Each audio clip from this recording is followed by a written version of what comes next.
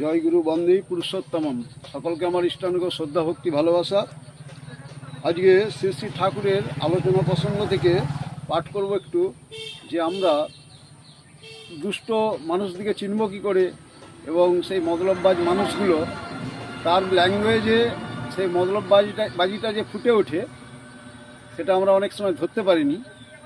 তো তাদের দিকে চেনা যায় একটা ঘটনা ঠাকুর অবলম্বন করে এই আলোচনাটি করেছেন। এটা 23শে ফাল্গুন বুধবার 1351 সাল, ইংরেজি 7/3/45 সাল বিকেলে শ্রী শ্রী ঠাকুর হিমায়তপুর আশ্রম প্রাঙ্গণে বাঁধের ধারে চৌকিতে উপবিষ্ট ঋত্বিকাচার্য কৃষ্ণপ্রসন্ন ভট্টাচার্য কেষ্টদা একখানা মনোবিজ্ঞানের বই পড়ছেন, সাইকোলজিকে। তাতে শ্রী শ্রী ঠাকুরের ভাবধারার সঙ্গে সঙ্গতিপূর্ণ বহু কথা আছে। কেষ্টদা গল্পচ্ছলে সেই সব কথা শোনাচ্ছেন। যে মনোবিদের বইটি পড়ছিলেন সেই লেখক বলেছেন, শুধু বাহ্যিক আচরণ দেখে মানুষের চরিত্র বোঝা যায় না।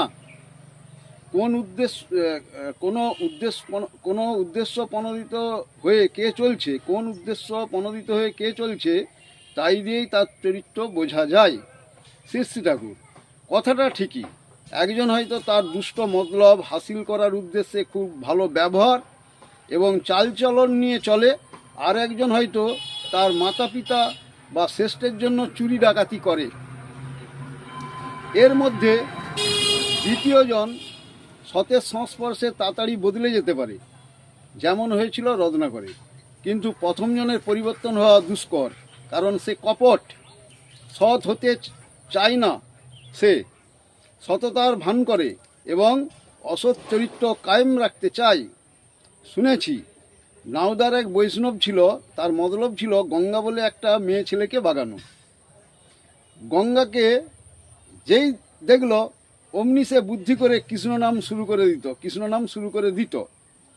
ভক্তির উচ্ছ্বাস তার উদলে উঠত। ভাবভঙ্গি সহকারে দেখালেন শ্রী শ্রী ঠাকুর।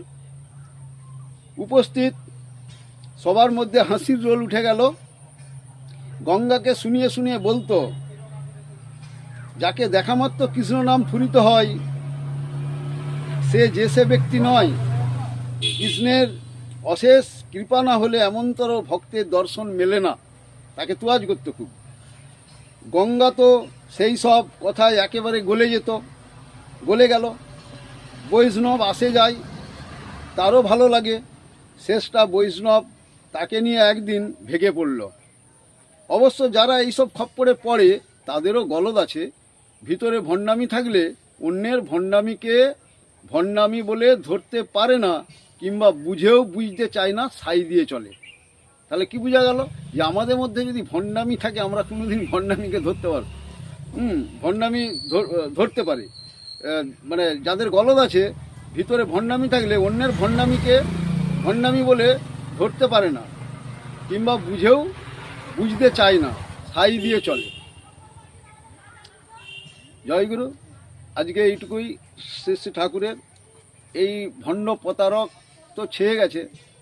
ঠাকুর বলেছেন তাদের ল্যাঙ্গুয়েজের মধ্যে তাদের আচার আচরণ সঙ্গ সহচার্য করলে বোঝা যায়। মূলা খেলে যেমন মূলার ঢেকুর উঠে, তেমনি এদেরও বোঝা যায়। ওদের দিকে সমঝে চলা ভালো, ওদের সংগতিকে এড়িয়ে চলাই ভালো, ওদের দিকে ঠিক করা দুষ্কর। এই আলোচনার মধ্যেই ঠাকুর বলেছেন ওরা কোনোদিনই সতে মজবে না, জন্মগতভাবে ভ্রষ্ট। তাই যারা এই জীবন বৃদ্ধিকামী তারা খুব চিন্তা ভাবনা করে এই সৎসঙ্গ বা ঠাকুর ধরে চলার যে কঠিন অবস্থায় আসে, এই স্যাক্রিফাইস ঠাকুর না থাকলে, বলছে ইষ্টের জন্য বা আদর্শের জন্য যখন স্যাক্রিফাইস হয়, আমরা যখন ত্যাগ স্বীকার করি, সেইটাই কিন্তু আমাদের কাছে তার আশীর্বাদ হয়। তাতে ইষ্টপথেই যে আমার সব সুগম হয়ে যাবে তা কিন্তু নয়। ইষ্টপথেও শতেক বাধা, বহু লোককে ট্র্যাগেল করতে হয়েছে, বহু ট্র্যাগেল। তবে ইষ্টকে যদি ভালোবাসি, সেই মনোবল ধরে রেখে আমার দিকে কিন্তু এগোতে হবে। তো এই যে তার জন্য যে সাফারিং আমাদের জীবনে আসে, ট্র্যাগেল যে আসে, তাকে নিয়ে চলতে যে দুঃখগুলো আসে, সেইগুলো কিন্তু তারই আশীর্বাদ। তাকে যদি ধরে থাকি এই নিরন্তরভাবে নিষ্ঠা নিপুণভাবে ওইসব কিন্তু তুচ্ছ করেও কিন্তু আমরা সঠিক লক্ষ্যে এবং মানে আমাদের জীবন বৃদ্ধিত প্ল্যাটফর্মে আমরা কিন্তু উন্নীত হতে পারবো। নাহলে কিন্তু আমরা একটুকে ভেঙে পড়ব। কে উপহাস্যি করলো, কে নিন্দা করলো, একটুতেই আমরা কিন্তু পরের কথাই উঠে বসে মানে পরের কথাই আমরা কিন্তু মনের দিক থেকে আমরা ভেঙে পড়ি।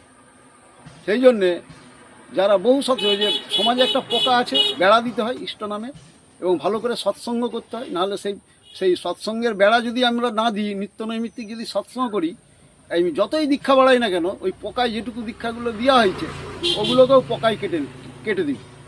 এই যে এত গাছপালা আছে, এগুলো নিয়ে যদি আমরা বেড়া না দিই, গরু ছাগল যেমন খেয়ে নেয়, হ্যাঁ, এবং কীটনাশক প্রয়োগ করে যদি পোকাগুলো না মেরে ফেলি, হ্যাঁ, তো সেই রকম কিন্তু ওই সৎসঙ্গের যারা হয়ে ওঠার জন্য তারা কিন্তু ওই বলে সবাই বলছে কিছুই হয় নয়, ঠাকুর অনুকূলচন্দ্রের চলনে চলে কিছু হয়, কিছু হবে নি, এরকম ভেবে অনেক বহু লোক তো ধরে ছেড়ে দিয়েছে, বহু চলছে আবার পরে ভুল বুঝতে পেরে। তো সকলকে সেই জন্য এই ঠাকুরের এই আলোচনা প্রসঙ্গ থেকে আলোচনা প্রসঙ্গে এটা আলোচনা প্রসঙ্গ ষষ্ঠ খণ্ডের এই আলোচনাটি করেছেন ঠাকুর কৃষ্ণপ্রসন্ন ভট্টাচার্যের সঙ্গে এই মনোবিজ্ঞানের বিষয় পড়তে পড়তে ঠাকুরের সঙ্গে এই প্রশ্নটা হয়েছে। জয়গুরু, সকলের মঙ্গল কামনা করে এখানেই রাখছি। জয়গুরু।